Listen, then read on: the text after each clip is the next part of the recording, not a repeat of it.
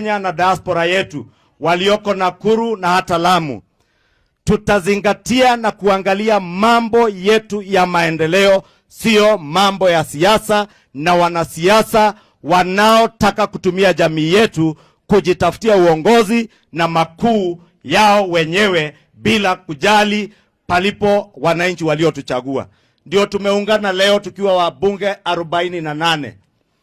Tukasema vile wale wengine kutoka Meru, Embu na Tharaka Nithi walisema, tunataka kiongozi atakaye tuleta pamoja sisi wote, atusaidie kutuunganisha na serikali kuu, kufuatilia miradi yetu ya maendeleo, barabara ziliokwama, watu kuwekewa stima manyumbani kwao, shule zetu kustawi, watu kupata maji manyumbani, barabara zetu, ili tufanikishe yale mambo ambayo tuliwaambia wakati tuliwaomba kura.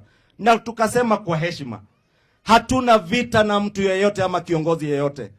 Hata yule anayetaka kusimama urais mwaka wa 2027, pia yeye ni Mkenya, awe ni wa hapa, awe ni wa kwingine. Akitaka kuunda marafiki na marafiki wengine, atafute serikali nyingine. Sisi watu wa hapa Mlima Kenya asituingize kwa mipango yake ya kibinafsi ya kujitafutia na tukose yale tungepata kwa hii serikali.